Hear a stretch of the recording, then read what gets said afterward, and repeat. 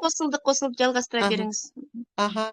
Сол енді өзімнің сол осыншама ғұмырға келгендегі түйгенім, сол бала күндегі жаңағы айтып жатырмыз ғой, бала күнімізде арықтан да су іше салып, жүгіріп жүрдік, ойнап жүрдік, ешқандай вирусты да ештеңені де білмейтін біз жүре беретінбіз. Қазір тіпті үйіңдегі қайнатылып тұрған суды ішсең де өзінің бір кейде кері әсерін тигізетін сияқты. Енді соған қараған кезде ойлана келе, енді ол кезде жас болдық, қазір енді жасымыз ұлғая бастаған кезде өзіміз кішкене көңіл бөліп, денсаулығымызды ойлап, соған бет бұрдық. Дей тұрғанмен де бұрыннан бергі келе жатқан үрдіс қой, ол енді өзіңді өзің күту, денсаулығыңды ойлау деген. Бірақ енді қазір ерекше мән беретін уақыт болды. Жаңа айтып кеттім, біздің табиғаттың өзгеруі бар, ауаның ластануы бар деген сияқты, ішіп жеп отырған тамағымыздың өзі қазір таза табиғи өнім емес. Осы Атоми менің өміріме келгелі бері біраз өзгерістер болды. Біздер енді 50-ден асқаннан кейін қыз-келіншектер кішкене ауытқулар болады, гормондар ойнайды деген сияқты. Мына жерде қаншама жігіттер отыр, қыздар отыр, енді түсінесіздер бәріңіз. Осындай бір денсаулыққа бір ақау болған кезде осы Атомидің маған ерекше көмектескен тұсы бар. Енді оған да қазір тоқтала кетем, бірді айтып біріне кетіп жатырмын. Жалпы осы Атоми менің өміріме қалай келді, жаңа айтып жатырмын. Мен өнер адамымын, театрда қызмет жасаймын. Сол жерде осы біздің бірге әріптес болып, тех состав дейді, бізде технический состав бар, творческий состав бар. Сол технический составта бір апамыз маған зубный пасталарды алып келген еді. Сол кезде керемет зубный пастасын, щеткасын алып, сөйтіп көрдік, қолданып жүрдік. Кейінде ол жоғалып кетті. Ол кісі айтты, біздер енді онымен айналыспаймыз, менің қызым айналысатын еді, енді бәрі қалды деп сөйдеді. Одан кейін мен оны ұмытып кеттім. Сосын кейін бір күні бір Астанаға жол түсті, тойға баруымыз керек болды достарымызбен. Осы Маржан ханым бар, менің қызым бар, бірге бәріміз пойызбен бірге Тальгаға отырып тойға баратын болдық. Сосын кейін қызым үстіңгі қабатта екінші полкада жатты да, ол жерде кондер қатты соғып тұрды. Сөйтіп, біз енді оған онша қатты мән берген жоқпыз. Кейін біраз уақыт өткеннен кейін төменге түсіп, шай іш деп қызымды төменге түсірсем, қызымның температурасы көтеріліп, бұрқылдап, тамағының бәрі бітеліп қалған, мұрның бәрі бітеліп қалған. Мен айтам, сен қазір жаңа пойызға отырғанда сап-сау отырдың ғой, саған не болып қалды деймін. Сөйтсем, жаңағы төбеден қатты кондер ұрады екен. Біздер енді төменде астыңғы полкада жатқаннан кейін сезбедік. Сөйтіп, мен енді уайымдай бастадым. Енді біз тойға бара жатқан кезде тойда ауырып отырамыз ба, қалай болды, бұл не болады деп. Сосын Маржан айтты, сен уайымдама, Шынар, қазір мен саған бір витамин берем, ол жақсы көмектеседі деп. Сонымен айтам, қандай витамин? Деді да, былай алды да, бір стикті ашты да, сөйтсек, ол деген біздің жай витамин емес, енді бәріңізге таныс қой, витамин С екен. Осы витамин С-ны ашты да, Маржан қызымның аузына сала салды. Сосын кейін айтты, қазір пойыздан түскенше қызың құлан таза айығып кетеді, уайымдама Шынарка деді. Сосын жарайды дедік та, біраздан кейін тағы да, білмеймін қанша уақыт өтті, арасында әйтеуір тағы да біреуін аузына салып жіберді. Шын айтайын да, бұл сіздерге өтірік маған шын, қызым кешке сол тойға барғанша жаңағы температурасы да жоқ, бұрқылдап тұрғаны да жоқ. Содан кейін мен ойландым, бұл не деген не витамин, бұл қандай не сондай тез әсерін тигізетін деп. Содан кейін ол айтты, осындай Атоми деген бар, сен осы жерге кірсеңші, осы жерде осындай не бар, денсаулыққа өте пайдалы деп. Сол жеткенше осы Атомиді әңгіме қылып бардық. Сосын мен айтып жатырмын, Атоми дегенге мені бір жеңгем кіргізіп қойған, менің астыма тіркел деген, мен тіркеліп алдым деп. Енді тіркелдің, енді қанша не, қалай, не болып жатыр, оның анандай басқа тұсы бар, табыс табатын жағы бар, қанша адам жиналды деп. Мен ондай ештеңесін білмеймін. Мен енді бір жарты жылдай болды ғой, сол Атомиға кіргізіп қойған мен жеңгем.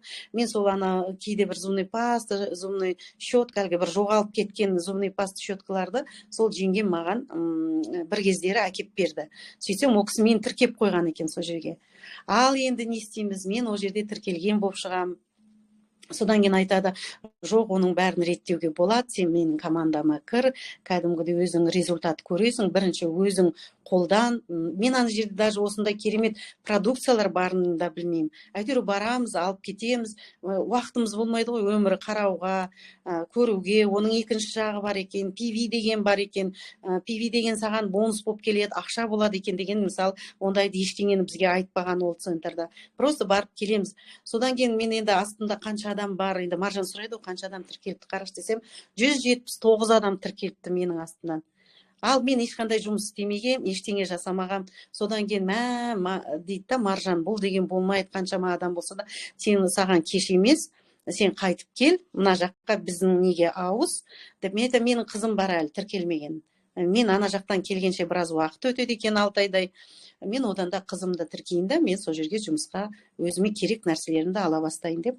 Менің өмірім осы витамин С-мен, осы Маржанның бір ауыз айтқан әңгімесімен шынайы. Енді оның алдында звуни пастасына ғашық болып жүредім. Одан кейін ол ұмытылып кетті, жоқ болып кетті. Кейін тағы да бір жаңағы жеңгеміз жазып мені ұсақ-түйек подаркілерін жасап, ол кісі сөйтіп жүрді. Мен енді көп зат алмасам да, менің астыма көп адам тіркеліп кетіпті. Сондықтан мына осы витамин С-ға мен үлкен рахметімді айтам, Атомиға үлкен рахметімді айтам. Қазір мен міне арт жақта сіздерге көрініп тұр ма, Химахимнан бастап пробиотик бар, өзімнің қолданғаным, өзімнің ішіп жатқаным, витамин С. Міне енді адам деген өзінің денсаулығын ойлайды ғой. Бірінші кім қартайғысы келеді дейсің? Бәріміз жас болғымыз келеді, әдемілігіміз сақтағымыз келеді, сұлу болғымыз келеді, деніміз сау болғанын қалаймыз. Әлі алда үлкен мақсаттарымыз бар, армандарымыз бар. Соған қол жеткізгіміз келеді. Оның үстіне мен енді өнер адамы болғаннан кейін бізге бетімізді жақсы күтуіміз керек. Енді әрине қазір технология дамыды, уколды да салып, бетті де былай тарттырып жасауға болады оның бәрін. Бірақ енді оның бәрі тарихи киноларға келген кезде беттегі уколдардың бәрі көрініп тұрады, оның бәрі әсер етіп жатады. Сондықтан кейбір тарихи киноларға бір өте алмай қалып жатқан тұстары болады актрисалардың. Сондықтан да мен айтам, енді біздің өмірімізге ол пластический операция деген может келмейтін шығар. Енді бір Құдай біледі, қазір осылай сарнап отырмын, бірақ дей тұрғанмен әзірше осылай операцияға да жетпей, осылай өзімізді күтсек болады екен. Ол тек қана бетіміздің сыртында ғана емес, ішкі ағзамызды жөндеуіміз керек екен. Ішкі ағзамыз жақсы болған кезде біз әдемі, деніміз сау, сұп-сұлу болып, осылай жарқырап, жайнап жүреміз. Көңіл күйіміз де жақсы болады. Ауырып жатсаң кімге керексің? Тіпті үйдегі адамдарды да шаршатып жіберуің мүмкін. Ауруыңмен бір күн ауырасың, бір жыл ауырасың, бәленбай жыл ауырасың. Құдай сақтасын. Сондықтан қазірден бастап ауырғанша ауырмайтын жол іздеп, өзімізді өзіміз күтіп, мынандай витаминдар, мысалы, ішінде рыбы коллагені бар дейді. Былай қарап отырсаңыз да, бұрынғы ішіп жүрген жай витаминдар емес, бұның ішіндегі адамның ағзасына тек қана иммунитет қана көтермей, оның үстіне сенің ағзаңды жаңартуға, қартаймауына, сондай бір өзінің септігін тигізетін болса, неге ішпеске? Мен күніне таңертең жоқ дегенде мен біреуін міндетті түрде ішіп алам. Болмаса өзім қалтамда жүреді әрдайым. Одан кейін жаңағы химахимім бар, оны да үзбеймін. Жаңа айтып жатырмын ғой, менің гормондарыма өзгерістер болып, сондай ағзама кері әсер етіп, кішкене сырқаттанып, оның үстіне операциядан бірақ шықтым. Ол кезде мен химахим, осы Атомиді, осындай продукцияларын білмейді екем. Ол кезде мен тек қана звуни паста, щеткасын білем. Содан кейін барып, Маржан айтты, ой, химахим деген бар, ол деген бүкіл денсаулыққа, ағзаға өте пайдасы бар деп. Содан кейін барып соны іштім, сол ішкеннен кейін жақсы результат алдым.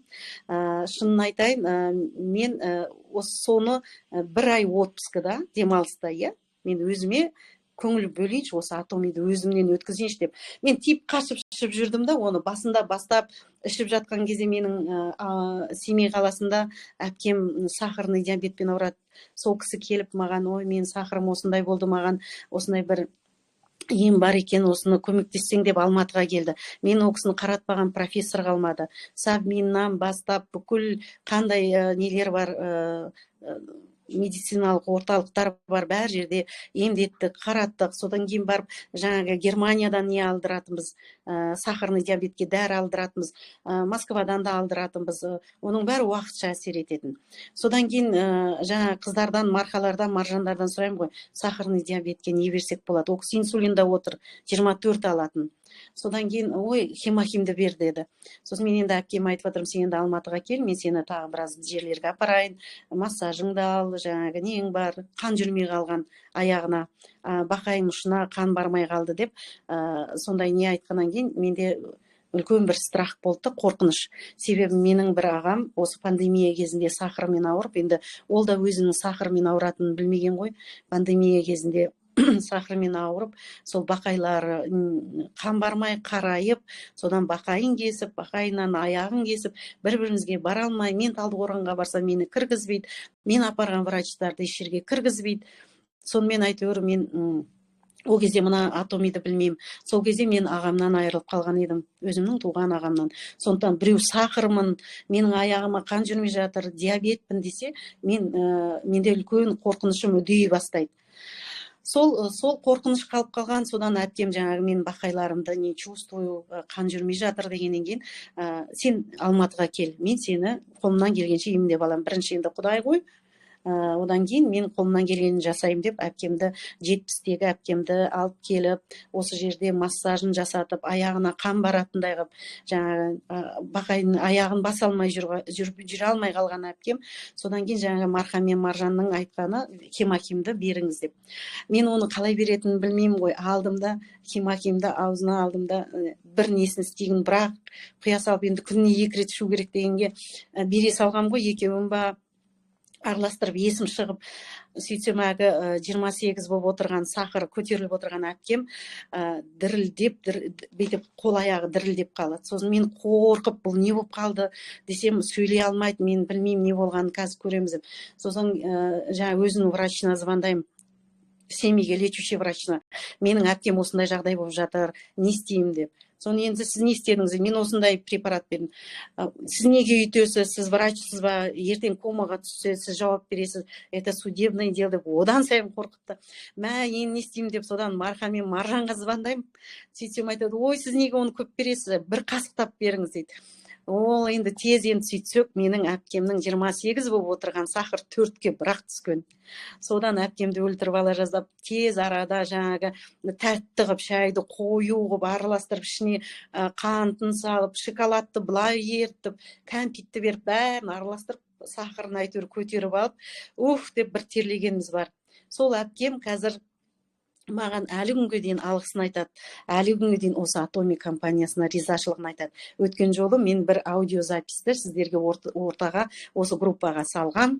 Ол кісі қазір бұрынғыдай 24 емес, 10-12 инсулин алады. Бірақ әлі қайтқан жоқ, бірақ дегенмен де ол кісіге 2-ақ коробкасын ішті. 2-3-еуін ішті. Енді тағы да бір коробкасын ішу керек. Сол кісі қазір жақсы результат алып, аяғында басып, өзімен өзі жүріп, бақайындағы қан жүрмей қалғандардың бәрі тарап, қазір күшті результат алды. Өткен жол мен маған өзі голосовойын жазып жіберіп, рахметін айтып, ризашылығын айтып, Шынар, саған үлкен рахметімді айтамын. Мен осы группаға салған, қыздар естеріңізде болса, сол менің әпкем қазір 70-ке келді, Аллаға шүкір. Енді ол ауылға барғаннан кейін сұрайды ғой бәрі. Сіз қалай жақсы болып келдіңіз, қандай не іштіңіз деп. Содан кейін ол Атоми дейді. Содан Атомиді естіп, жаңағы біраз ауылдағы кісілеріміз, туысқандарымыз өткен жолы біреуін алып еді, одан тағы 2-еуін заказ беріп, хемахимді алып, өздерінің денсаулықтарын түзетуге атсалысып жатыр. Міне менің өмірім осы Атомимен қалай байланысты деген тақырыпқа мен осылай жауап бергім келеді. Қазір өзімде денсаулығым тәй, мыңда бір шүкір бірінші жаратқан иемізге, одан кейінгі осы бүкіл аурудың емі, бірақ хемахим. Бұны жай іше салмай, шын ниетпен ішсеңіз, шынымен де көмектеседі. Мен ананы ішіп отырып, көзімді жұмып аламда, жаңағы ауырып тұратын жерлеріме направить етем ойша. Сосын кейін жаратқаннан тілеймін, жаратқан, сен мені жараттың, сен мына хемахимді жараттың, бұл хемахимді адамның ағзасы үшін жараттың. себебі екеуін де сен жаратып тұрсың, ол көмектесу керек бізге. Сондықтан сен көмектес, Алла тағала жаратқан ием деп ол жағында айтып отырамыз. Адамның жаны шын мәнінде мұрнының ұшына келген кезде бәріне де дайын болады екен. Кімнен сұрайтыныңды, қандай не болсын. Кейде бір шынымен қатты ауырып тұрған адамдарға көмектескің келіп айтасың ғой, сонда бүйтіп айтып жатады: ой, қойыңызшы, это маркетинговый ход, қойыңызшы, андай да мындай деген әңгімені көп айтады. Сол кезде мен айтам да, бірінші қашамыз ғой бәріміз де. Мен айтам, сіз біреуін ішіп көріңіз, болмаса мен өзім сатып әперейін деймін. Олар бірінші ойлайды, біз одан бір пайда көріп, бір жағдайымыз жасайтын сияқты болып. Әрине ол жағы да бар, ол жағын кейінірек. Бірінші біз өзімізден өткізіп алайық та, өзіміз ішіп алайық. Соны өткен жол бір апамыз жүре алмай қалған, аяғын баса алмай, сосын кейін мені қонаққа шақырып, мен мұны айттым: мына түріңіз болмайды, сіз кешке қарай шығып жүріңіз де химахимді ішіңіз. Ол немене деді, осындай нәрсе дедім. Сөйтіп едім, қызы кірісті біздің арамызға: жоқ, біздер намаз оқимыз, ол халал ма халал емес па мен білмеймін, біз ондай нәрсені алып бас жоқ көз жоқ іше салмаймыз деді. Мен айтамын, сізге іш деп заставить етпеймін, но сіз изучать етіңіз, ютубта бәрі бар, оқыңыз деп. Ана аяғын баса алмай, жүре алмай отырған апамыз, денсаулығы өте нашар, ол кісіде сахар екен. Сол кісіге мен айттым: енді біреуін алып ішіңіз, болмаса мен сатып әперейін сізге деді. жоқ, аламыз ғой, балаларым бар ғой, құдайға шүкір деп, бір-екі адам бөліп алды. Бір айдан кейін маған звондайды, төртеуін заказ береді. Қызы звондайды: Шынар апай, сіз өткен жолы айтқан нәрсе керемет әсерін тигізіп жатыр. Мен мамам деген бүкіл анализдердің бәрі керемет. Қазір өзі жүріп, лестницадан өзі шығады. Олар анда жер үйде тұратын еді. Сөйтіп рахметін айтып, сразу 4 неге мен айттым: Меруерт, сен ашып оқы, бірінші қара, ютубты қара, бәрі халал.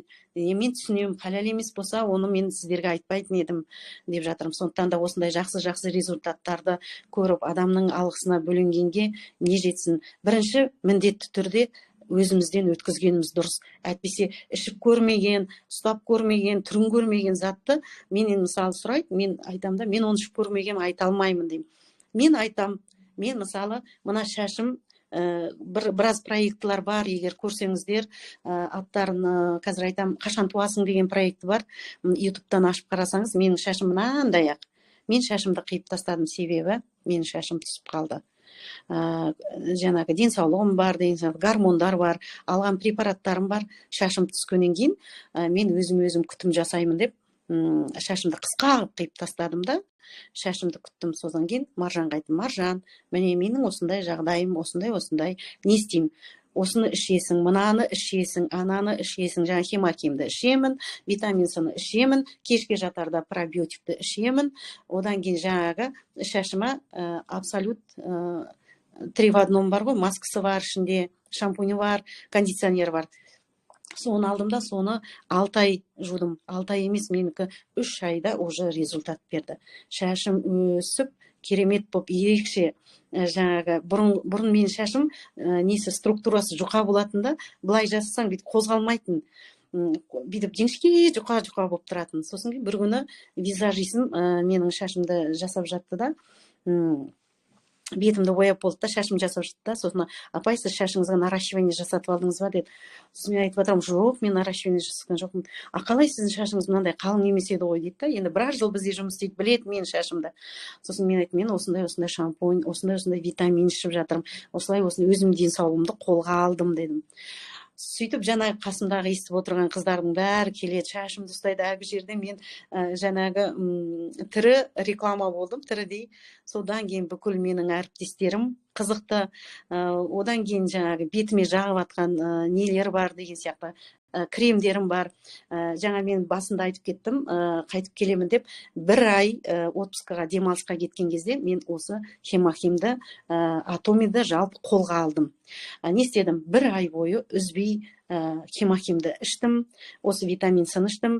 Жаңа мен басында сатып алған кезде әпкем ауырғаннан кейін химохимді әпкеме бере салдым. Содан тағы бір кісі ауырып тұр екен, тағы да химохимді бастап келе жатырмын, оны да ол кісіге бере салдым. Сосын кейін қойшы енді осы жолы химохимді ешкімге бермеймін да, өзім ішем деп шештім. Сөйттім да өзім бір ай өзімді күттім. Бір айда енді адам өзін білмейді ғой қандай болып өзгерген. Бір айдан кейін, демалыстан кейін, отпуск біткеннен кейін неге жұмысқа барамын ғой, жұмысқа барсам қыздардың бәрі енді осы жерде біраз әріптестерім бүгін үлгерсем кіремін деген, кірген шығар, кірмесе білмедім. Сол қыздар мені көріп, Шынар апай, сіз деген қандай болып өзгергенсіз, шашыңыз қандай, бетіңіз қандай, дене бітіміңіз қандай, сіз қалай арықтадыңыз, не істедіңіз, арықтауға дәрі іштіңіз ба дейді. Мен айтамын, жоқ, мен арықтайтын дәрі ішкен жоқпын деп. Шынымды айтсам, мен қанша жыл арықтау үшін көп жаңа спорт енді өзі алды ғой, оның үстіне мен көп дәрілер ішіппін арықтау үшін.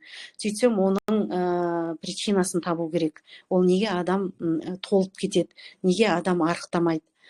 Сонда бізде лимфодренаж жұмыс істемейді, метаболизм дұрыс жұмыс істемейді. Соның бәрінің причинасын тапқан осы химохим. Міне арт жақта тұр. Химохим менің өзі диагноз қойып өзі емдейді деген. Сол бір ай үзбей мен соны күніне біреуден ішем, кейде екеуден ішіп жүрдім.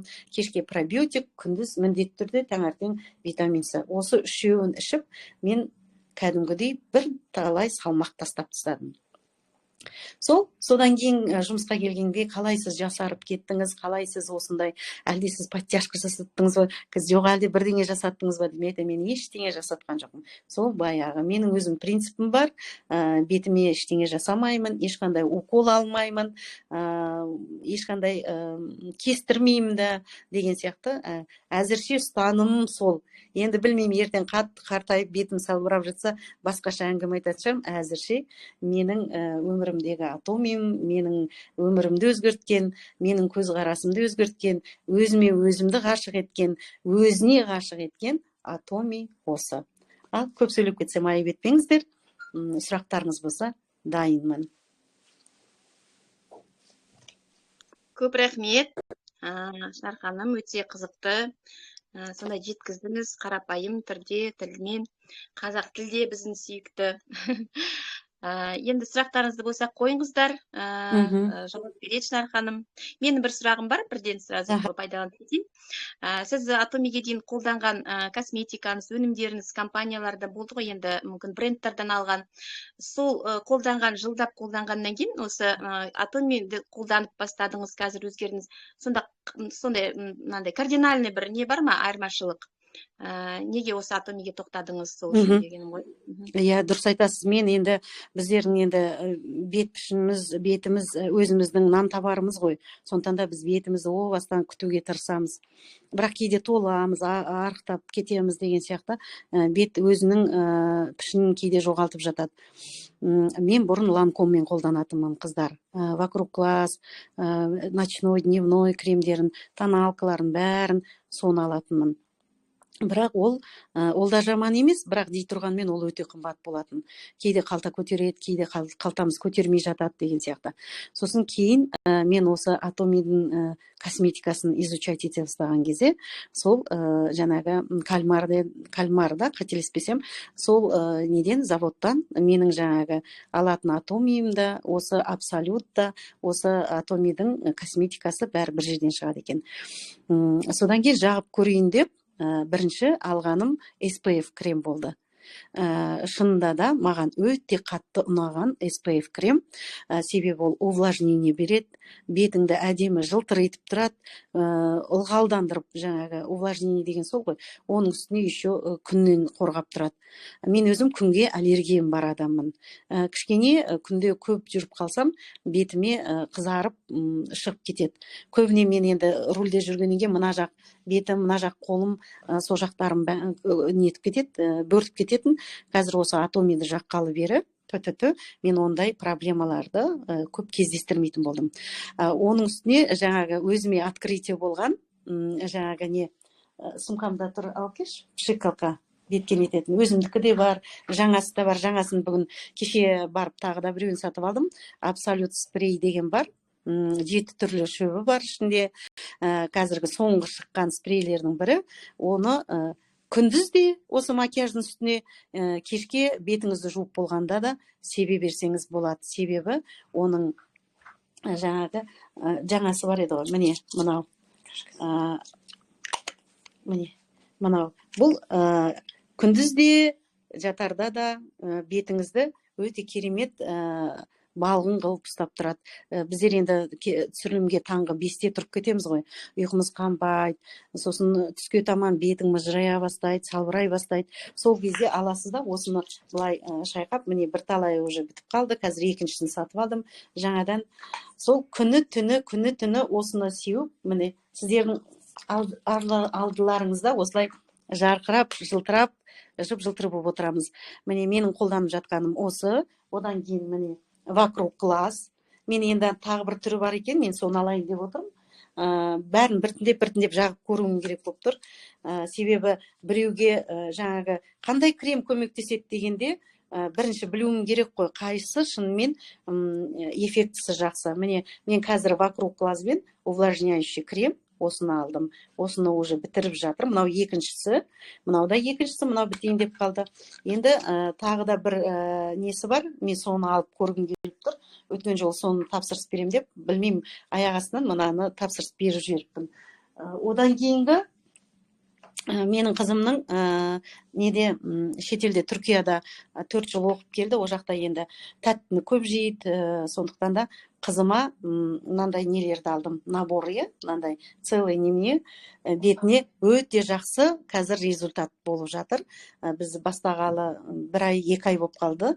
Енді сразу кетіп қалды деп айтпаймын, бірақ бетіндегі безеулердің бәрі нетіп жатыр, жаңағы сушиться етіп жатыр. Мынау енді менің өзімнің солнце защитный кремім. Мен болсыз, мен бұны қыста да, жазда да жаға берем. Өзі өте қол жетімді. Сосын 4 этапкам бар. 4 этапка деген ол қыздар, кез келген маска болсын, кез келген крем жақсы әсерін қай кезде береді? Егер сіз бетіңізді таза ұстасаңыз. Біз бетіп жай жуа салғанға, сүрте салғанға ол бетіміз тазаланбайды. Жаңағы өзіме жаңадан открытие болған жуынатын нелерімді әкеп берші. Лосьонмен нені? Лосьон деймін ғой, умывашка. Міне мен солармен қолданам. 4 этапка бар. Міндетті түрде қазір соны қолданам. Міндетті түрде бетімді тазалап, жуып алып, одан кейін барып маскалерді жасаймын. Тканевый маска енді вообще спасатель. Таңертең съемкаға кетіп бара жатып, мен жеткенше осы масканы жағып барам. Мынау енді мұны бәрі біледі ғой, осы. Мен жаңа сүртетіндерім бар ғой.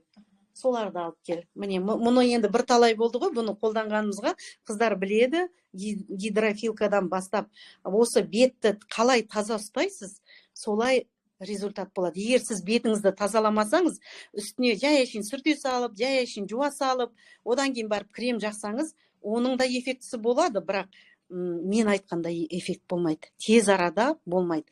Сондықтан, ал қазір мысалы мен өзіме қатты керемет тапқан открытием, мен мынандайды, мысалы мен Ланкомдікін алам 12 000 теңге. Соңғы кезде бір рет бұрындар мерекейдікімен қолданатынмын. Бұл мынандай ортасы ішінде майы бар, көзбен ерінге арналған жаңағы макияжды кетіретін. Низкий заряд дейді, балапан. Қоса салып, соны кетіреді. Мен сосын бұны изучать еттім. Бұл неменесімен ерекше. Сосын кейін оқып қарасам, бұның жай ғана сүртіп қоймайды. Мысалы, жаңағы мен атаған фирмалар, мысалы, жай ғана макияжды кетіреді, майымен. Бұл жай ғана кетірмейді. Бұл көздің ерінің айналасындағы әжімдермен күресуге көмектеседі. Қараңызшы, қандай керемет. Жаңағы сіз өзіңіз бетіңіз тазалап отырып, оның үстіне сізге жақсы көмегі бар.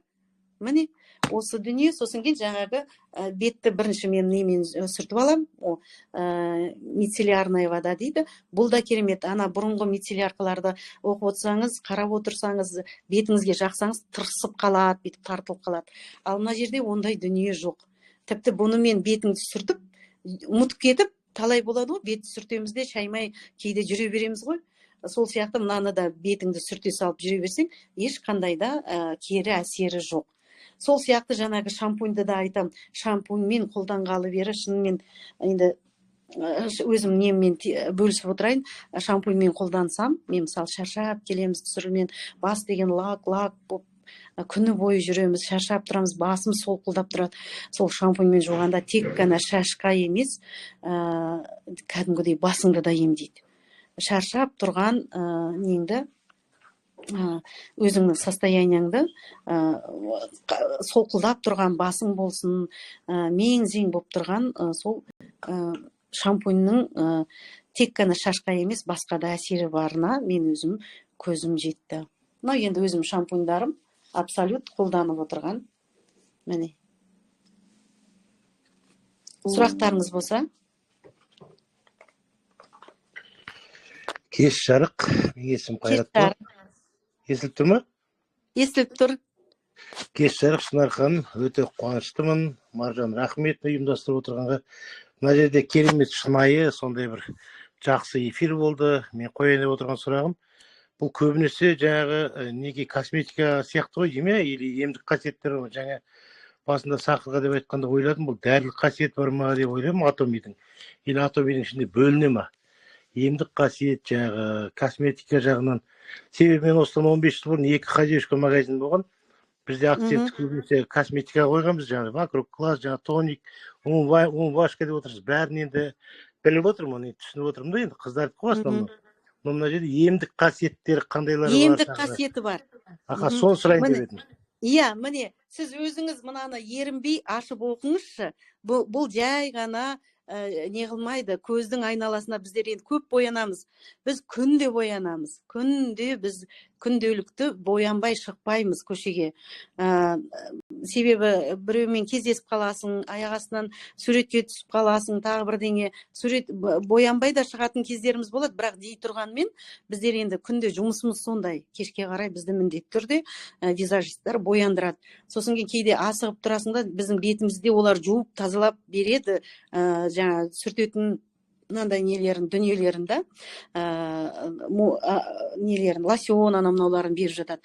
Бірақ біз өзіміз индивидуальный заттарымызға үйреніп қалғанбыз. Сондықтан біз ана жердегі үкіметтің дүниесін кішкене енді арзан қол болғаннан кейін өзің бетіңді аяйсың ғой, қолданғың келмейді. Сондықтан мен мынаны алдым да оқыдым. Алдында мен қыздардан сұрағанда, бізде ондай продукция бар ма, жоқ па білмеймін деді. Мен айттым, вокруг класс снимать ететін бар ма деп едім.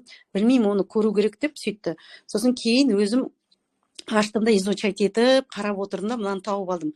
Сөйтіп оқысам, сол жерде жазылып тұр, бұл тек қана көздің макияжын ғана шешіп қоймайды, көзбен ерінге арналған деп тұр да, еріннің айналасын. Сол жердің жаңағы мына нелерін, әжімдерін алдын алуға өз септігін тигізеді екен. Мынау керемет дүние. Тек қана бетіңді, айтып отырмын ғой, атомидың кереметтілігі сонда, бұл жерде басқа нәрсе, мысалы, мен шаш жуу деп ойладым, тек қана шаш, ол тек шаш жумайды, шашыңның мына структурасын, мына жіңішке шашты қалың қылды ма, бір, екіншіден мен шашымды өсірді ма, шашты ағарғанын қарайтты ма, одан кейін менің мең-зең болып тұрған басымды емдеп берді ма, қараңызшы, бір шампуньның өзінде қаншама өзінің несі болып жатыр, көмегі болып жатыр. Тағы да сұрақтарыңыз болса? Мына жерде Қайрат, Шынарқа, кешіріңіз, марқа сөзіңіз бөліп ба?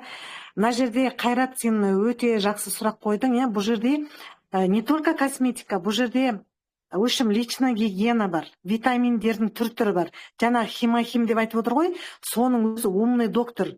Ол бар ғой, агуша сияқты сироп, кәдімгі диагнозды өзі қояды да емдейді. Менің аяғымның варикозы жазылды, анам жазылды, спирулина бар, витамин С бар, андай сок нони бар. В общем, енді бұнда только косметика емес, Қайрат, сен өте дұрыс сұрақ қойдың. Бұл жерде енді Маржан, мен сұрақты мүмкін дұрыс түсінбей қалған шығар. Мен ақырын естіліп тұр да, біз бүгін бірнеше гаджетті қосып, мынаны әрең қосып отырмыз да, сондықтан дұрыс может түсінбей қалған шығармын. Бізде тек қана косметика емес, мен жаңа алдында не туралы айтып кеттім. Мен бүйтіп түсіндім, жаңағы косметиканың тағы да емдікте қасиеті бар ма деп, сол жағын солай деп түсіндім. Бірақ бізде тек мына атомида, бізде деп қоям, біздің атомиымызда тек қана косметика емес, емдікке арналған. Бірінші мен айтам ғой, препараттардың ішіндегі королі деймін, хемахимді.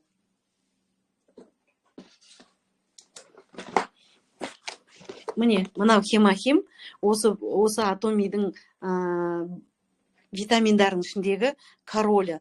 Міне, одан кейін міне спирулин бар. Спирулинді оқып отырсаңыз, әркімге өзінің ағзасына индивидуальный подходы бар. Кімге не үшін керек, не жағдайда ішуіңіз керек. Бірінші соны біліп алыңыз. Әйтпесе бас жоқ, көз жоқ, мен мынаны ішіңіз, ананы ішуіңіз керек деп айтудан қорқам.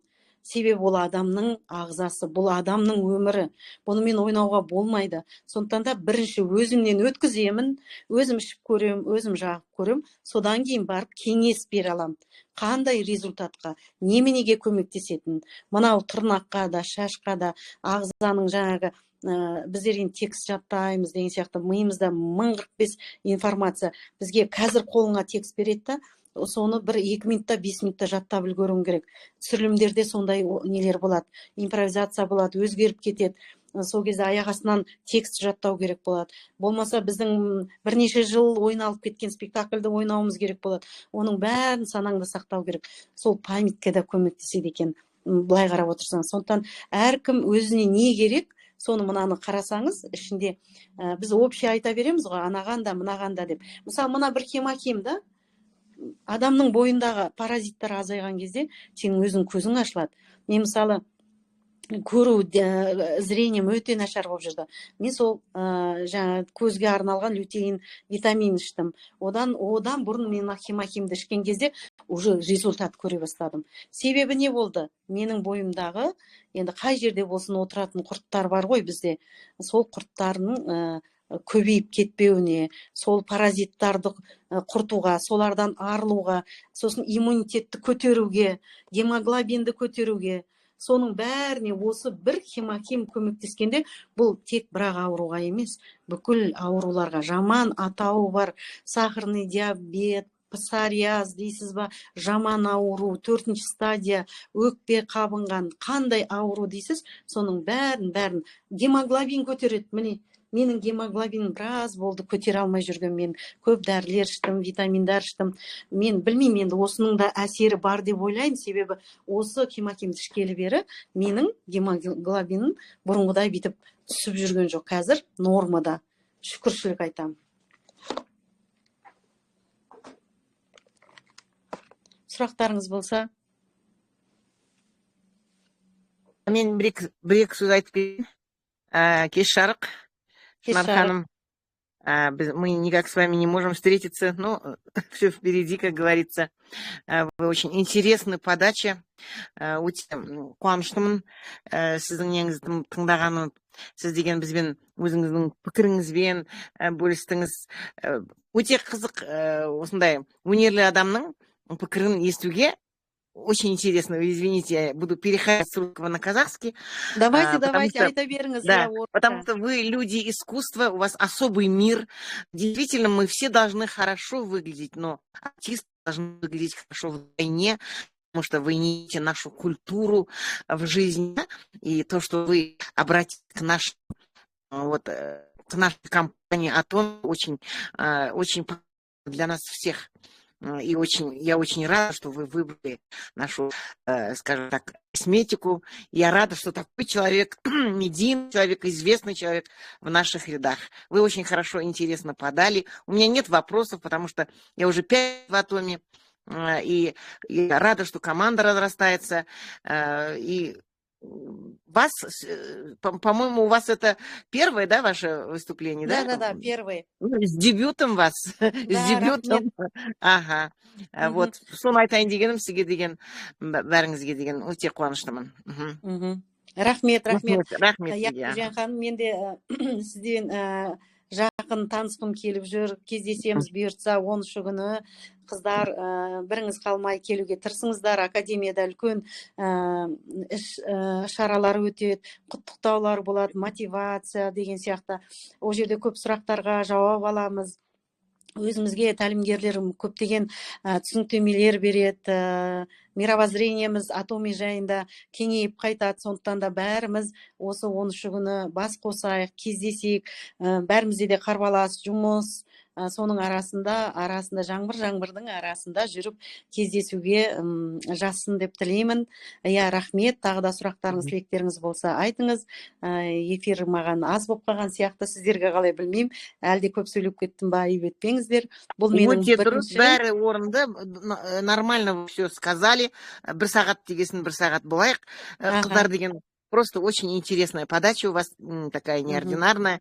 Просто Маржан, Мархабат, у вас окружение такое замечательное. Енді просто вы обречены на удачу, деп айтайын.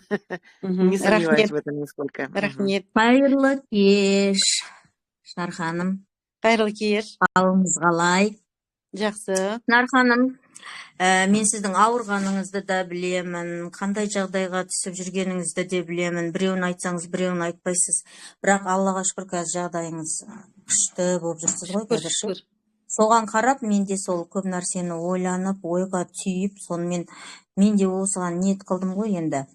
Кеш жарық достар, кешіріңіздер, менің есімім Зәуре болады. Біз Шынар ханыммен әріптес боламыз.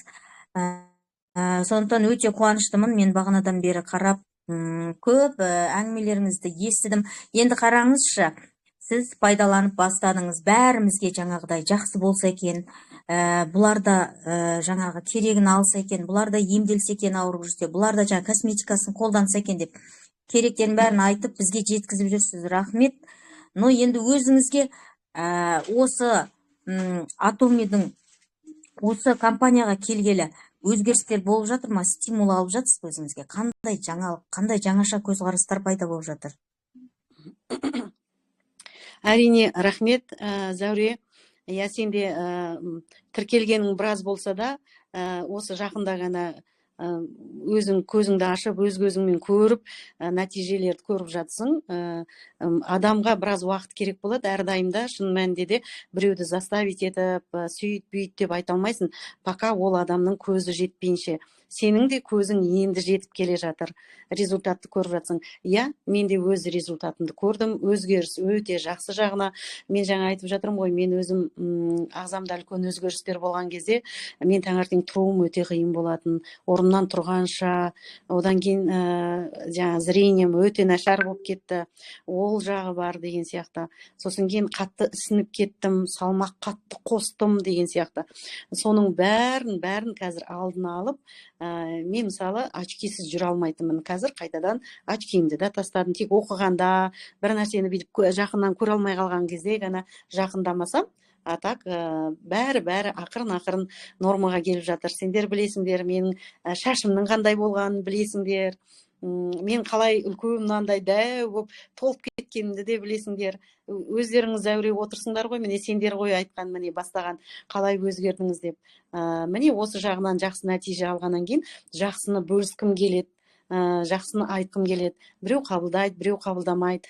Енді осының да бір жақсы керемет тұсы бар екен, табыс көзі деген. Маған сол ұнап жүр. Қазір азды көпті командамыз жиналып қалды. Ол деген мен кейде өзім аяқ тартам. Неге? Себебі көп жерде медийный адамдар в заблуждение ведут людей. Почему? Потому что адамдар соны көретті. Ой, мынау әртіс, ой, мынау звезда, мынау қолданып жүр екен, мынау алып жүр екен, мен осыны ала қояйын, мен осыны ше қояйын дейді. Бірақ ол адам оны көрмегенде, ішпегенде, талай мен де жарнама жасадым, талай реклама жасадым, талай продукцияларға бардық. Бәрі енді бір ақшаның қамы ғой, жағдай жасау керек, өзіңе ақша табу керек деген сияқты. Біздің жұмысымыз сондай, реклама жасай береміз. Бірақ кейінгі кездерде мен осындай нәрседен бас тарттым. Бір нәрсені жарнамалау үшін мен қаншама компанияда бармын. Мен подругаларым қанша жерге мені кіргізіп қойған. Сетевой бар, не сетевой. Мен бұл жерді сетевой деп айта алмаймын. Бұл сетевой емес, бұл просто платформа. Білесіз ба? Бұл платформада сіз өзіңіздің денсаулығыңызды жөндейсіз, әдемі боласыз, сөйтіп жүріп ақша табасыз. Қандай керемет. Жақсылығыңызбен бөлісесіз. сөйтіп жүріп міне артымнан біраз адамдар еріпті. Сонда мен жүрген кезде айтам, бұл менің жарнамам емес сіздерге жасаған. Сіздер өздеріңіз оқыңыз, біліңіз, көріңіз деп. Сол маған әсер еткені, мені жақсы жағына өзгерткен. Өздерің де көріп жүрсіңдер. Қазір менде күш қуат пайда болды. Мен бұрынғыдай шаршап қалмаймын, мен бұрынғыдай жата бермеймін, мен кішкене отырсам шаршап қалам, кішкене болса жаңағы агрессиям қозып, адамдарға сөйлемей қалам, өзіммен өзім кетіп қалам, мысалы. Осының бәрі қазір кішкене болса да басқа жағына өзгеріп жатыр. Оған да осы, мен ойлаймын, шын мәнінде осы Атомидің. Әйтпесе осыдан басқа мен не іштім? Осыдан басқа мен қандай витамин или қандай препарат, қандай укол алдым? Міне, менің ішіп жатқаным тек осы. Осының көмегі деп ойлаймын. Қайырлы кеш, құрметті серіктестер. Шынар ханым, бүгін мені керемет эфир өткізіп жатырсыңыз. Өте қуаныштымын. Менің есімім Батима болады. Мен осы жаңа Атоми компаниясында басында денсаулығымды жөндеу үшін келгенмін. Содан жаңа Шынар ханым көрсеткен бүкіл өнімдерді алып, ішіп, денсаулығымды жөндеп, одан кейін жаңағы керемет премиум классы жаңа косметикамызды қолданып, бет әлпетіміз жақсарып деген сияқты, жасымыз біразға келсе де, как будто жыл сайын жасарып келатқан сияқтымыз өзіміз айналамызда сөйтіп айтады, енді жасарып кетіпсің деп, сөйтіп жүріп, міне Атоми компаниясынан қазір мен пассивный доход дейді ғой, сондай мүмкіндікке жетіп отырмын. Шынымен бұл жердің Атоми компаниясы жаңағы бәріміз келгенде жаңағы Шынар ханым айтып жатыр, соны өзіміз қолданып, бұл жерде жаңағыдай пакет сатып алу деген жоқ, ежемесячный активация жоқ. Просто өзіміз керек затымызды алып қолданып, денсаулығымызды жөндеп, жаңағы керемет әдемі болып, күнделікті жаңағы үйде қолданатын таза өнімдермен ыдыс жуып, басымызды жуып, керемет шампунь порошоктармен қолданып, экологический жаңағы химиясы жоқ, сөйтіп жүріп, жаңа айналамызға айту арқылы көпшілік соны естісін, білсін, сондай затпен қолдансын деген жақсы ниетіміз арқылы сөйтіп жүріп, жаңағы осы жерде еще табысқа жетіп жатырмыз. Мен қазір сол бриллиант мастермін осы компанияда. Шынымен жаңағы бағанада айтып өттім, бүгін бір эфир болған. Осы пенсияға жақындап қалды менің өзімнің жасым, бірақ сол анау көпшілік құсап пенсияны күтіп, соны қашан пенсияға шығам деп ойламай, осы жерден керемет табысқа шығып, осы шынымен рахат көріп отырмыз. Енді Шынар ханым, сіз енді өнер адамысыз. Осы біздің компанияда тек қана өнімді ғана қолданып қоймай, осы бізбен бірге бір команда болып, осылай бүгін міне вебинарға шығып жатқаныңыз үшін біз үшін бұл деген бір үлкен мәртебе, өте қуаныштымыз. Сізді бағанадан бері осы бүкіл айтқан өзіңіздің бөліскен әсерлеріңізбен, өзіңіздің нәтижелеріңізбен, соның бәрін сізді ұйып тыңдап рахат алып отырмыз. Керемет бүгін осы эфир болып жатыр, өте қуаныштымын. Сізге көп рахмет. Айтайын деген тек өнеріңіз осылай өрлей берсін. Осы Атоми компаниясының да ең биік шыңына шығып, осы империал мастер болуыңызға шын жүректен тілектеспін. Рахмет. Рахмет, мен мына жерде кім отыр, көп қарай да алмадым. Тұрған мен күшті үлкен біздің спонсорларымыз, бірталай белестерді бағындырып тұрған сіздермен отырғаныма өте қуаныштымын. Жаңа көп дүниені әлі де болса білмеймін мен, бірақ өзімнің алған результаттармен, өзім қолданып көрген дүниелермен бөлісіп отырмын. Әлде талай алда багажымды көбейтіп, көп продукциялармен танысып, содан кейін тағы да бұндай вебинарлар әлі көп болады деп ойлаймын. Сондықтан мен үлкен рахметімді айтам бүгін осылай әңгімелесуге, кездесуге келгендеріңізге. Тағы да сұрақтарыңыз болса, Марқа ханым. Сізге мен де алғысымды айтқым келіп отыр, себебі сіздің графигіңізді білеміз, қандай тығыз екеніңізді, таңмен жүресіз, кеш қайтасыз. Бірақ бір ауыздан бір айтып едік, ұсынысымызды бетімізді қайтармай, бірден келісіп, иә жарайды деп жеңіл түрде солай келіскеніңізге рахмет, Алла разы болсын. Қаншама сіз бүгін айтқан ақпарат, бізге берген пікіріңіз осы жерде отырған серіктестерге әсерін береді деп ойлаймын. Зәуре ханым да айтып жатыр, міне өзгерттіңіз, мен қазір көзқарасым Атомиге басқа деп. Солай осындай кездесулер тек пайдасын тигізеді. Тем более сіздер өнер сахнада жүргенсіздер, сіздер шынымен де сіздер күнде қолдануға осы біздің өнімдер сіздерге бірінші өте шұғыл түрде қажет деп ойлаймын. Себебі шаш дейсіз, бет дейсіз, көңіл күйлеріңіз, энергия дейсіз, күш қуат бәрі керек. Әрине бәрі адамдарға керек, бірақ сіздерге ерекше екесе керек деп ойлаймын. Соған сіз өз ортаңызда, өз әріптестеріңіз ортаңызда ойлаймын бірінші болып осындай өзгеріп, нақты өзіңізден өткізіп барып ұсынып жатсыз. Сізге тыңдап, жаңағы сіздің өзгерістеріңізге қарап, шынында адамдар мән береді, иә. Былай құр айтқан емес, міне мынаны ал, мынау сөйтеді, бүйтеді емес, сіз өзіңіздің ішіп жатқан, нәтиже алып жатқан өнімдермен бөлісіп жатсыз. Солай шынайы болады да, шынымен де. Содан біз айтамыз келген серіктестерге жаңадан, біріншіден алыңыздар, ішіңіздер, өтірік айтуға болмайды, айтамаймыз да. Және өтірік айтылып тұрған ол білінеді, сезіледі.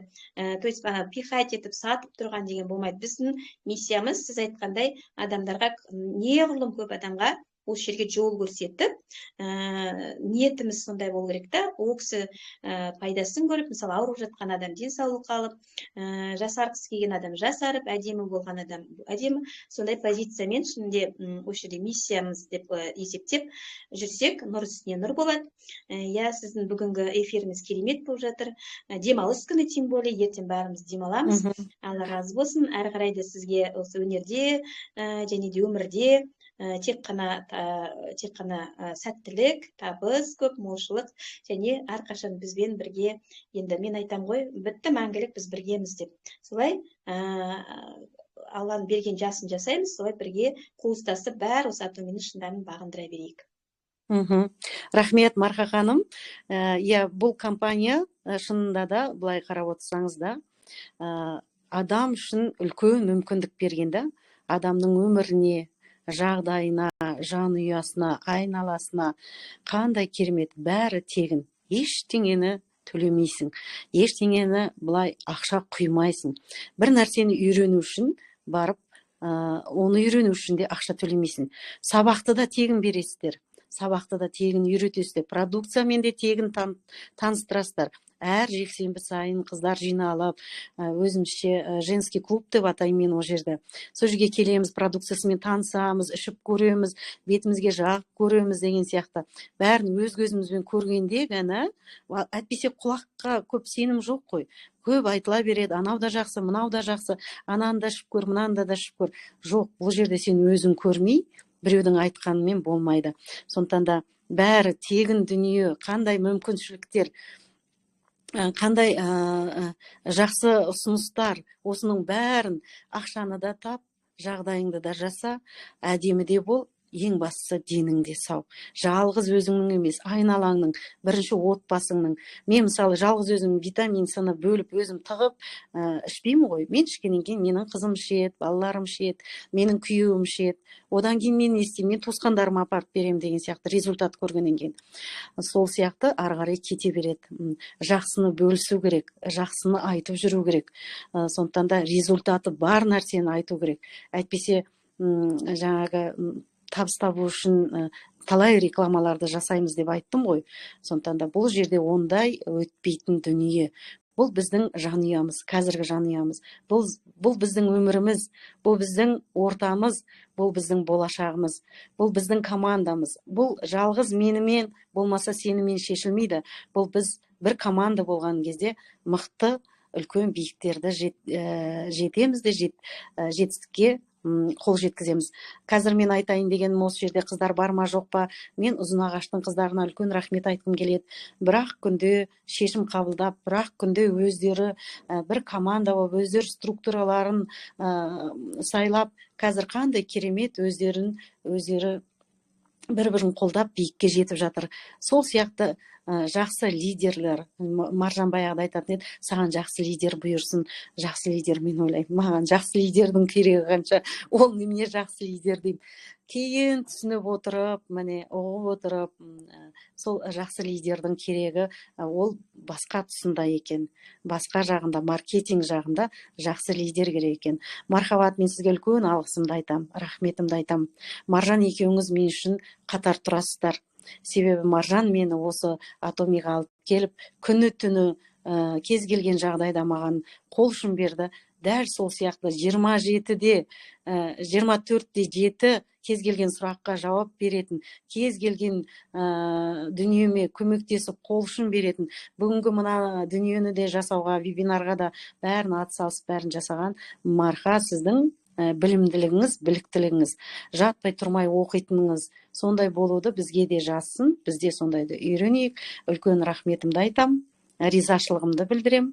Осылай командамызбен бір жанұядай болып, әп-әдемі сұп-сұлу болып жүре берейік, ұзақ жасайық.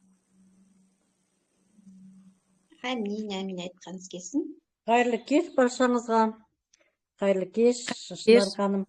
Бүгін спикер болып керемет эфир өткізіп жатырсыз. Бірінші кездесуіңіз, бірақ бір сағатқа жақын тоқтаймай, өзіңіздің алған өнімдеріңізбен бөлісіп, соның нәтижесін айтып, шынайы пікіріңізді айтып, бәріміздің көңілімізден шығып жатырсыз. Ары қарай да осы қалыпта істей беріңіз. Енді мен өзімнің келген тарихымды, өзімнің бірнеше аурудан сауыққанымды айтсам, оған ұзақ уақыт керек болады. Әлі де кездесетін болады ғой, сіздерде бір сағат дегесін, мен тек сізге алғысымды айтайын деп шығып жатырмын. Рахмет. Сізбен жеке, әрқайсымызбен жеке жасайық. Әркім өзінің келген жолын, жүріп өткен жолымен бөліссін. Бұл шынайы өмір, бұл шынайы пікір, бұл біздің өміріміз, бұл жай әшейін продукцияны жарнамалау емес. Бұл шын мәнінде біздің өмірімізге Атомидің қандай әсері бар, біз Атомиға қалай келдік деген сол тақырыпқа жауап іздеу. Кейде біз сомненияда жүреміз ғой. Қойшы, осыны қоя салайықшы, қойшы, ананы бүйте салайықшы. Ой, қойшы деп, анау қымбаттау, мынау арзандау деп. Бұл жерде ондай дүние жүрмейді. Бұл жерде енді уже үйренетін уақытымыз болды. Ненің таза, ненің жақсы, ненің пайдасы бар екен. Бұрын болса ақшасына қарайтын едік. Қол жетімді болса болды, болмаса оның жас болдық, түсінбедік, оның ағзаға қандай әсері бар екенінде көп мән бермей жүрдік. Бірақ қазір мынандай дамыған заманда гаджет бар, бәр нәрсенің сұрақтың жауабы бар. Кез келген дүниені қандай да бір ауырып жатқан адам, қандай да бір ем іздеп жүрген адам, тіпті өзінің дәрігеріне барады. Мысалы, менің өмірімде бар адамдар, мен айтам ол кісіге, сіз өзіңіздің лечущий врачыңызға барыңызды айтыңызшы, сұраңыз деймін. Бірінші алып ішпеңіз дедім. Мына жерде отырған Зәуренің де мен бір көріп, демалыстан келген кезде Зәуренің өзгеріп кеткенін көрдім де, Зәуре, сенің денсаулығыңды күту керек, сенде бір өзгерістер болып жатыр. Сен барда осындай нәрсе бар, химохим деген дүние бар. Давай мен сені осымен таныстырайын дедім. Бірақ сен бірінші оны өзінің дәрігерінен сұра. Ол Тибет несінен ем алып жүр екен. Тіпті сол Тибеттің өзі емдеп отырған сол жердегі адамдар айтқан екен. Иә, Зәуре ханым, ол химохим деген керемет дүние, сіз оны алып ішіңіз деп. Сондай нелер өте көп. Жаңағы операцияға түскен апаларымыз бар, соларда больницада жатып, біз алып бардық артынан, мынаны ішіңіз деп. Сол кезде доғдырдан сұраймын, мен оны іше алмаймын былай деп. Сөйтіп доғдырын шақырып, жаңағы дәрігерін, главврачты шақырған кезде ананы көре салып, жоқ, мынаны ішіңіз, бұны ішуге болады сізге дегенді, мысалы, әлі де болса бір жерден естімеппін. Жоқ, оны ішуге болмайды. Жоқ, химохимнің кері әсері болды, болмаса витамин С-ның кері әсері болды, болмаса ана спирулиннан сондай жағдай болды дегенді. Мен осы күнге дейін, міне, енді осы командада бір жылды болады келгеніме, оның алдында мен бір 6 айдай жүрдім басқа жақта деген сияқты. Сол уақытта ондай кері несін естімеппін, пікірін. Сондықтан да өзіміздің көргенімізді, білгенімізді осы жерде айтып отырғанымызға не жетсін. Тағы да сұрақтарыңыз болса, тілектеріңіз болса, айта беріңіздер. Қайырлы кеш баршаңызға. Шынарка, мен өте қуаныштымын жаным, керемет, бәрі керемет жақсы өтіп жатыр.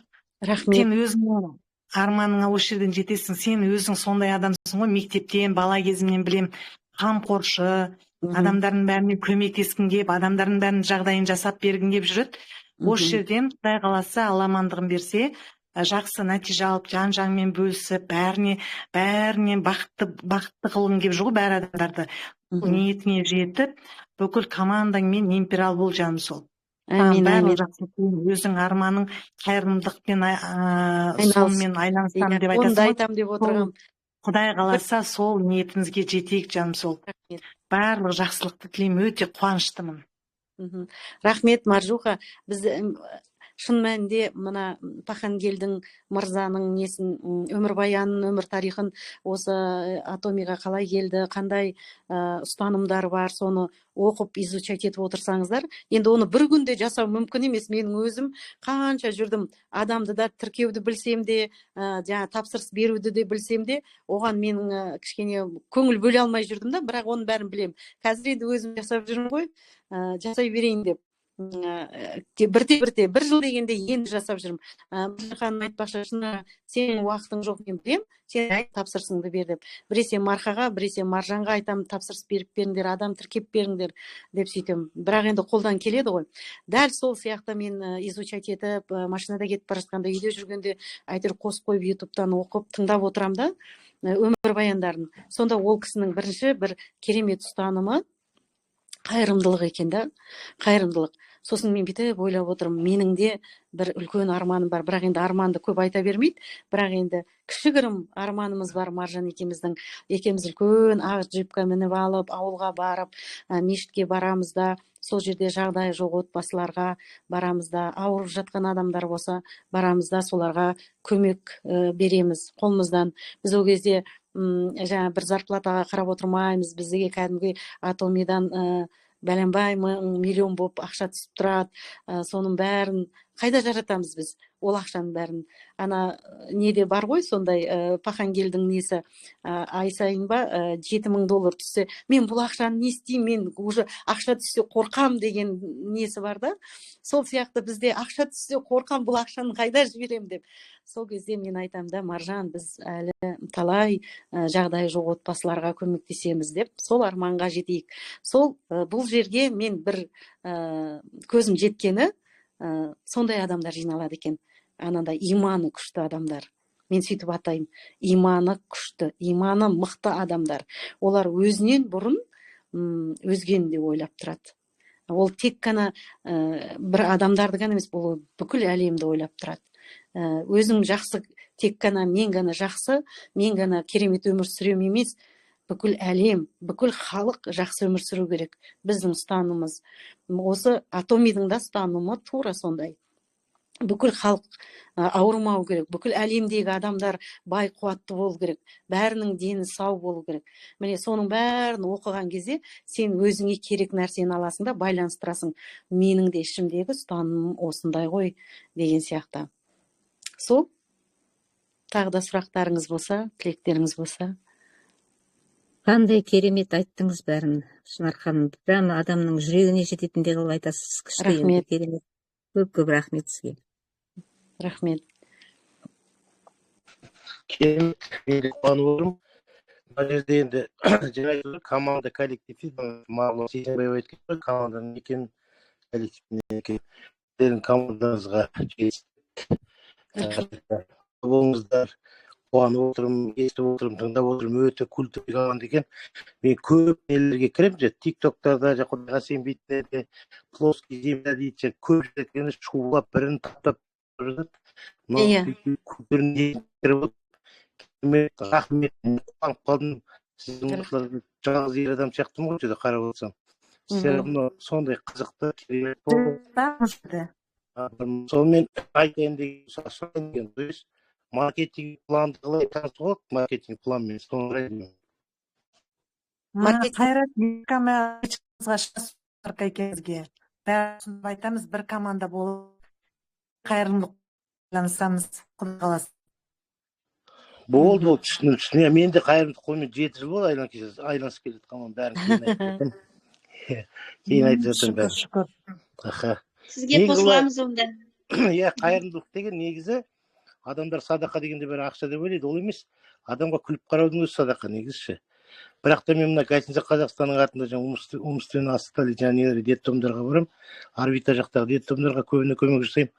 Сол кезде оказывается адам жүрегі бар ғой, адам вообще басқаша болып кетеді екен. Мен де басында түсінбейтін ондай нәрсені. Көмек деген өтірік деп сөйтіп ойлайтын. Сөйтсе бұл воспитательдердің қолына берсең олар балаларға таратпайды. Каждый баланы шақырып қолына беру керек екен. Сол кезде балалардың қолына беріп тұрған кезде балалардың түрін келіп тұрған енді аналары жоқ, әкелері жоқ, енді сондай балаларды көрген кезде бар ғой, сен өмірге басқаша көзбен қарайсың. Сіздердің айтып отырғандарыңызға Шынархан өте қуанып отырмын. Мен действительно бар ғой, осындай орта бар екеніне. Негізі мен ойлайтынмын, адамдардың бәрі жестокке шығады деп. Былай қарап отырсаң, действительно анда-санда бір енді постоянно емес болса да бір жылына бір рет болсын қайырымдылық жасап, бірігіп, жаңағыдай барып көздеріңізбен көрсеңіздер, өмірдің не екенін сонда ғана түсінеді екенсің. Дәрі сияқты ғой, мысалы, через өзіңізден өткізбей, басқа біреуге придать ете алмайсың, өзің түсінесің де эффектісін. Тура сол сияқты детдомдарға барған кезде, көзбен көріп қолмен ұстаған кезде, мен ана жерде дірілдеп кәдімгідей шыдай алмадым басында. Негізі қайырымдылық деген ол потолок қой, потолок. Ең бірінші Алла ғой негізі, екінші адамға адамгершілік болу керек. Мен сіздерге ризамын, онда жекелеріңізге шығып, жаңағы маркетинг планды алайын сіздерден, изучать етейін. Жақсы, сәттілік сіздерге, барлықтарыңызға қуаныштымын, рахмет. Аға, рахмет. Рахмет. Шынар ханым, қайырлы кеш, серіктестер. Шынар ханым, өте күшті вебинар өткіздіңіз. Рахмет. Қуанып сізді көріп эфирде, өзіңіздің жаныңыз да, тәніңіз де сондай керемет жансыз. Рахмет. Өте әдемісіз. Осы Atomic компанияға келіп, осы өнімдерін ішіп, косметикаларын жағып, бұдан да керемет нұрлана беріңіз. Сізге әрқашанда ақ жол тілеймін. Командаңыз өсе берсін. Үлкен бір командаға айналыңыз. Барлығымыз Маржан ханымға рахмет айтамыз. Маржан ханымның арқасында осындай Atomic-ның бар екенін білдік. Бір керемет өнімдерге сондай барлығымыз ие болдық. Алғысымыз шексіз Маржан ханымға. Көп рахмет айтамыз. Мархабаның ерекше білімділігіне рахмет айтамыз. Айта берсек, рахмет айтатын жандар көп бұл жерде негізі. Сол үшін сізге тек қана ақ жол тілеймін. Бұдан да үлкен вебинарға шығыңыз. Рахмет. Өте қуанып қалдық сізді көріп. Негізі білмейтін өнімдеріміз әлі көп. Әлі танысамыз. Бұдан да үлкен күшті керемет вебинарларды бәріміз осындай бір кереметте көрсетуге бәріміз лайықтымыз. Көп рахмет сізге, ақ жол тілеймін. Денсаулық сізге бірінші очередь. Рахмет. Жақсы, давайте. Аха, рахмет. Мен ешкімді көрмей тұрмын. Сөйлесем бола ма? Болады, бересін, әрине. Ассалаумағалейкум, құрметті серіктестер, кеш жарық. Қайрат аға, қош келдіңіз. Бұл жерде есімім Мирасхан, Астана қаласынан боламын. Естіліп жатыр ма дауысым? Видеодан. Естіліп тұрмын. Өте керемет эфир жүргізіп жатсыз. Өз көзіңізден, жүзіңізден барлығы көрініп тұр. Осыдан академияға барған кезіңізде 3-4 ай бұрын қазір қандайсыз, прям отлично етіліп тұр. Пікіріңіз, пікіріңіз өте керемет көрініп тұр. Барлығы біздің Atomic өнімдері өте керемет, әрқайсысы барлық өнімдерді керемет қой, білесіздер, иә. Алтын уақыттарыңызды алмайын, тек рахмет айтайын деп сізге шығып отырмын. Көп рахмет. Партнерларыңыз болса айттай жіберіңіз бізге, біздің немізге, офисімізге, үйретеміз, білгенімізді бөлісеміз. Рахмет көп тыңдағандарыңызға. Тәлімгерлерге ерекше рахмет барлықтарыңызға. Мирасхан, рахмет, сен де өзің жеке отау құрып, жаңағы Atomic-ға өзің үлесіңді қосып жатсың, табысың молайсын. Біздер мен айтып жатырмын ғой, біз бір команда болған кезде биікке жетеміз деп. Осы жігіттер жанұясымен, Айжан бар, бәрі осы жеке шығып жатыр дегенге, бізде қолымыздан келгенше не істей аламыз деп, адам өзі өмірге келгеннен кейін құрып жүрмеу керек қой. Бір септігін тигізіп жүру керек, адамға керек болуың керек, адамға бір жақсылығыңды өткізуің керек деген сияқты. Әйтпесе өмірдің мәні не? Өтеді де кетеді. Сондықтан мен бүкіл Астанадағы бар таныстарым бәрін айтып жатырмын. Келіңдер, тіркеліңдер, барыңдар, осындай керемет орталық ашылып жатыр деп. Сондықтан да бір-бірімізді әрдайым қолдап жүрек. Қолдаған сайын біз биікке жететініне мен толық сенем. Рахмет үлкен ниетіңе. Империал болыңыз. Рахмет. Әмин, әмин. Бірге боламыз. Бәріміз боламыз. Мен оны уже көріп тұрмын деген ба? Сен көруің керек дейді. Мен айтамын, Құдайым, мен қалай көрем? Ты должна видеть это дейді маған. Империал боласың сонда. Ты видишь это дейді маған. Сосын мен айтамын, мен қалай көрем оны деймін. Сол сияқты надо видеть, оказывается, видеть. Көрінеді екен ол да. Ол да көрінеді. Бұйыртса оған да жетеміз.